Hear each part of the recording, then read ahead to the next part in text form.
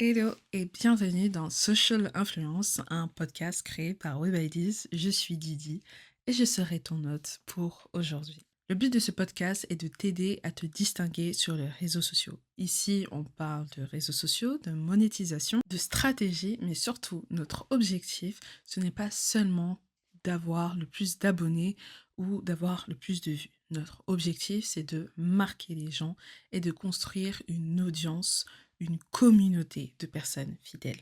Alors, je sais que ça fait très longtemps que je n'ai pas posté de podcast parce que j'avais pas le temps, j'ai fait beaucoup de choses.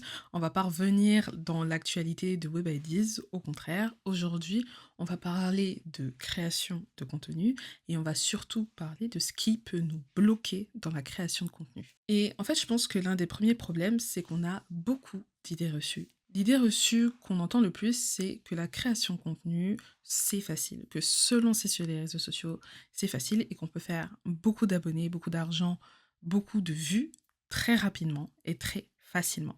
Mais en réalité, quand on se lance, on se rend compte que c'est beaucoup plus difficile que ce qu'on avait imaginé. Et je connais énormément de personnes qui ont rencontré cette désillusion. Je l'ai moi-même vécu la toute première fois que je me suis lancée sur les réseaux sociaux. Je m'étais lancée de manière totalement naïve. J'ai posté ma première vidéo. J'ai fait vraiment tout ce qu'il ne fallait pas faire et j'ai été étonnée de ne pas marcher alors que je venais juste d'arriver et je me rappelle d'ailleurs c'était sur YouTube et je crois que ma première vidéo c'était genre 10 faits sur moi. En gros, la chose à n'absolument pas faire. Et donc, on se rend compte que c'est plus difficile qu'on s'imaginait et on est très vite déçu. Mais justement, c'est basé sur quoi? C'est basé sur les attentes qu'on avait. Parce que les gens nous ont dit que c'était facile, parce que les gens nous ont dit que c'était rapide, et parce qu'on s'est aussi auto-convaincu que ça allait l'être, parce qu'on a aussi cette impression, parfois, personne nous dit que c'est facile, mais on a l'impression que c'est facile, parce qu'on voit des créateurs, on suit des créateurs depuis longtemps, et on a cette impression-là, en fait, qu'ils ont percé, qu'ils ont réussi du jour au lendemain. Il y a une expression que j'aime beaucoup qui dit: «J'ai pris 10 ans pour percer du jour au lendemain». Il y a eu du travail, il y a eu du temps qui s'est écoulé, c'est juste que nous, on ne le perçoit pas. Et c'est une grosse erreur de penser que la majorité des créateurs que tu suis ont percé du jour au lendemain parce que bien souvent, ce n'est pas le cas. Bien sûr, c'est arrivé, mais c'est une extrême minorité. Déjà que de base, les créateurs qui réussissent réellement sur les réseaux sociaux, c'est une minorité. Et ben, ces gens qui réussissent du jour au lendemain, c'est une minorité dans la minorité. Il y a une deuxième chose qui nous bloque quand on se lance sur les réseaux sociaux, ça va être le regard des gens.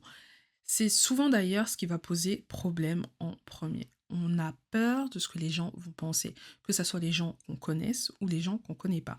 Bien souvent, on a plus peur de ce que les gens qu'on connaît vont penser, plus que les gens qu'on connaît pas. Et d'ailleurs, quand je parle avec des personnes, c'est souvent le premier élément qui revient. Ils ont peur de se faire juger, de se faire humilier, de se faire moquer. Ils ont peur d'être gênants. Ils ont peur que leur famille ne comprenne pas ce qu'ils veulent faire sur les réseaux sociaux. Mais plus largement, des problèmes qui peuvent toucher notre vie personnelle. Parce que je rappelle qu'il y a beaucoup de personnes qui souhaitent se lancer dans le lifestyle. Et dans les faits, le lifestyle, ça reste quand même notre vie personnelle.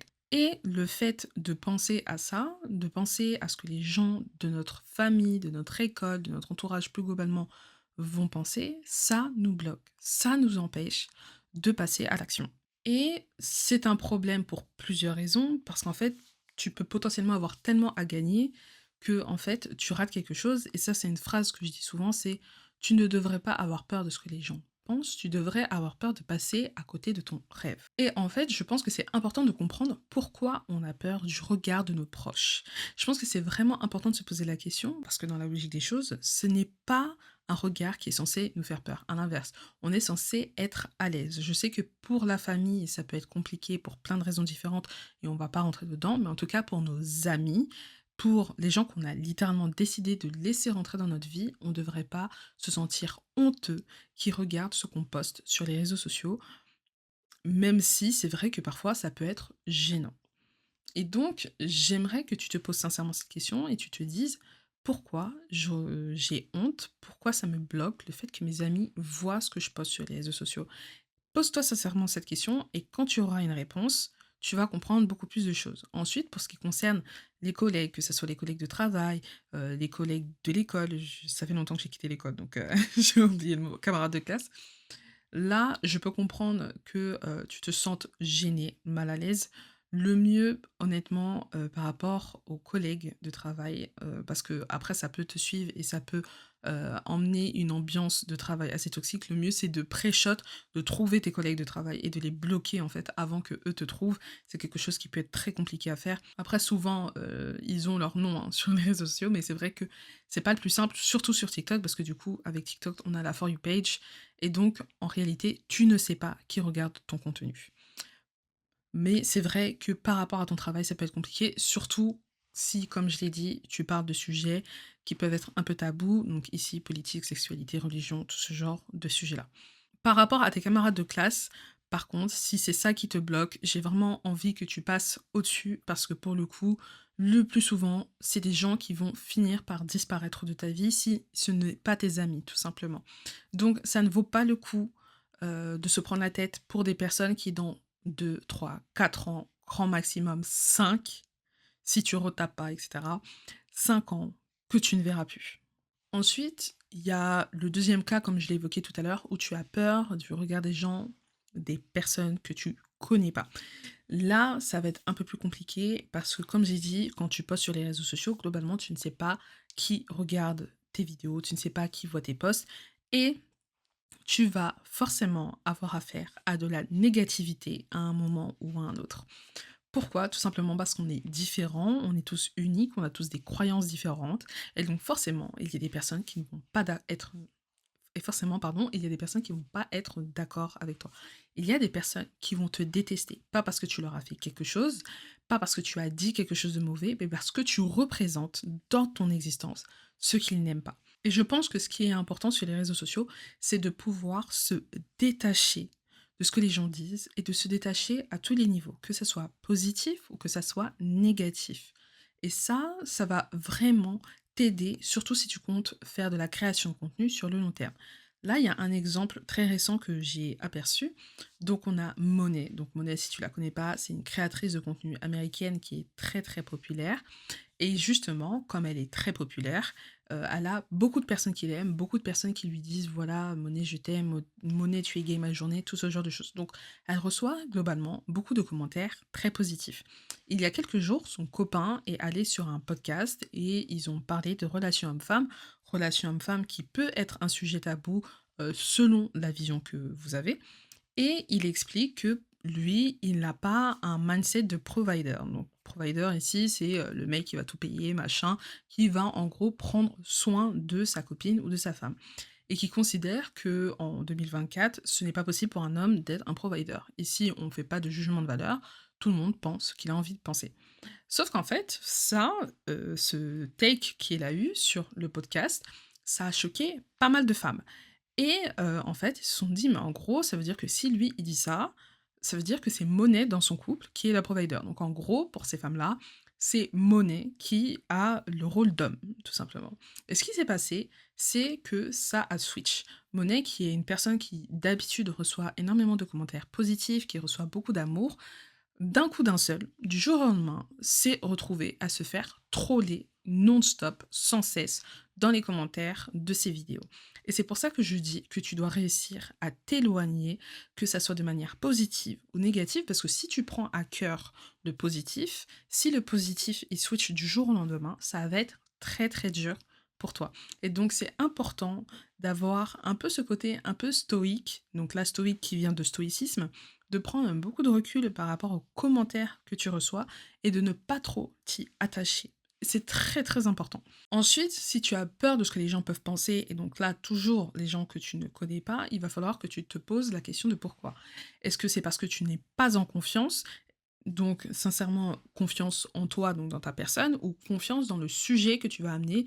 Ici, tu as l'impression que tu n'es pas assez expert. Par exemple, moi je parle des réseaux sociaux, peut-être que je manque de confiance en moi, mais ça peut t'arriver. Est-ce que tu as peur qu'on te critique sur ton physique? Là, il y a beaucoup de personnes qui ont peur qu'on se moque d'eux, de manière physique. Voilà, donc tout ce genre de choses, se poser les questions du pourquoi j'ai peur de m'exposer sur les réseaux sociaux, ça peut être pour des raisons de sécurité. Malheureusement, on a déjà vu, des affaires de stalkage. Il y a le cas de Lucille, hein, par exemple, qui est une créatrice de contenu et qui s'est expatriée, qui a immigré aux Émirats arabes unis, à Dubaï, parce qu'elle s'est fait stalk. Donc voilà, est-ce que tu as peur de te faire humilier aussi sur les réseaux sociaux? Ça veut dire qu'on utilise les images que tu mets en place et on les détourne pour en faire quelque chose, dont c'était pas l'objectif à la base. Bref, il y a plein de raisons du pourquoi, tu aurais peur des gens que tu connais pas. Pose-toi ces questions et en fait, pèse le pour et le contre. Je pense qu'il faut pas non plus se forcer à poster sur les réseaux sociaux pour poster sur les réseaux sociaux parce qu'on se dit que c'est une opportunité. C'est une opportunité de fou. Je serai toujours la première à vous le dire, mais si vous pensez que vous, risquez gros, ne commencez pas. Je vais pas vous pousser à poster sur les réseaux sociaux si vous pensez que, par exemple, vous êtes en danger. Mais si vous n'êtes pas en danger et si, vous pensez que vous avez vraiment à gagner énormément, alors là, forcément, je vais vous inviter à poster. Et en fait, le truc, c'est que plus tu vas te trouver des excuses, donc là, je parle vraiment d'excuses, je parle pas de raisons valables. Plus tu vas te trouver des excuses pour pas poster, plus tu vas reculer l'échéance. Et ça tombe bien que je parle de ça parce que là, on va parler de friction. Éviter la friction. En gros, la friction, c'est tout ce qui te sépare de faire ce que tu as à faire. C'est-à-dire, il y a toi, tu dois créer du contenu et il y a tout ce qu'il y a au milieu. C'est tout ce qui peut poser problème. Je vais prendre un exemple qui va être parlant, je pense, pour pas mal de personnes, ça va être la perte de poids. Si tu souhaites perdre du poids, aujourd'hui, souvent, et c'est même pas souvent parce que c'est le cas en fait, n'importe qui d'un peu compétent va te dire que si tu souhaites perdre du poids, tu dois consommer moins de calories que tu en brûles. C'est normal, voilà. Il faut que tu sois en déficit. Et du coup, le mieux pour être en déficit, c'est d'éviter de manger des aliments qui ont des taux caloriques très élevés. Par exemple, je sais pas, un McDo, un fast-food, un grec, c'est mieux d'éviter. On ne dit pas d'éviter, mais c'est sûr que si tu en manges de manière très régulière et en grande quantité, tu as moins de chances de perdre du poids. Et du coup, quelles sont les choses que tu peux mettre en place? Bah, l'une des premières choses, c'est d'éviter d'en acheter, d'éviter d'avoir des gâteaux chez toi. Comment éviter d'acheter, du McDo, par exemple? Bah, tout simplement en évitant de passer devant un McDo. Parce que si tu ne passes pas devant un McDo, tu vas pas forcément avoir l'envie d'acheter McDo. Alors que si tu passes devant, tu seras plus à même d'être tenté par le fait d'acheter McDo. Et ben là, c'est pareil. Pour passer à l'action, il faut enlever tout ce qui peut t'empêcher potentiellement de passer à l'action. Par exemple, il y a quelque chose que j'ai commencé à faire très récemment, c'est tout simplement d'éteindre mon téléphone si je dois travailler via mon ordinateur ou si là, comme par exemple, je dois filmer une vidéo, un podcast, etc. Et donc du coup, ici, j'évite la friction. Et ça va être ça ton objectif. C'est de quand tu dois faire quelque chose, tu dois faire en sorte que tout ton espace, tout ton environnement soit propice à ce que tu dois faire. La deuxième chose pour éviter la friction, c'est de penser que tout doit être parfait. Spoiler alerte, quand tu vas démarrer sur les réseaux sociaux, ça ne sera pas parfait.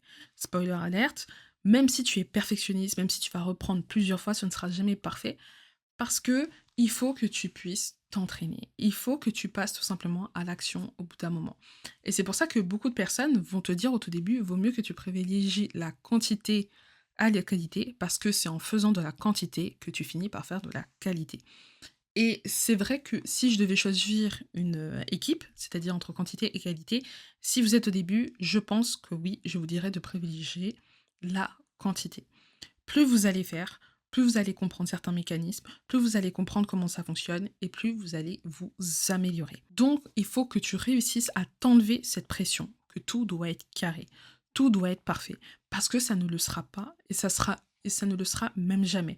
Parce que tes attentes aussi vont augmenter. C'est-à-dire que plus tu vas créer des vidéos qualitatives, plus tu vas faire du contenu qualitatif, plus tes attentes vont s'élever et en fait, tu vas trouver ce que tu faisais avant nul ou pas bien ou que tu aurais pu t'améliorer, alors que peut-être sur l'instant T, quand tu l'as fait, eh ben, tu trouvais que c'était bien, justement. Enfin, ne te bloque pas par rapport au matériel. C'est vrai que quand on se lance, on a l'impression qu'on n'a pas les matériaux nécessaires, qu'on n'a pas la bonne caméra, qu'on n'a pas le bon micro. Comme dit Orelsan, si tu veux filmer, il te faut juste un truc qui filme. Il y a tellement de créateurs aujourd'hui qui nous ont montré que juste avec un téléphone, on pouvait y arriver, on pouvait s'en sortir. On a même maintenant des concepts qui se font rien que tour des téléphones. Je suis une créatrice de contenu qui fait des vlogs sur YouTube et ces vlogs sont filmés au téléphone. Et elle monte ses vlogs sur son téléphone. Alors certes, ça doit pas être simple, ça doit pas être facile, ça doit même être très chiant, mais c'est pour te montrer qu'aujourd'hui, avec ton simple téléphone, tu peux quasiment tout faire.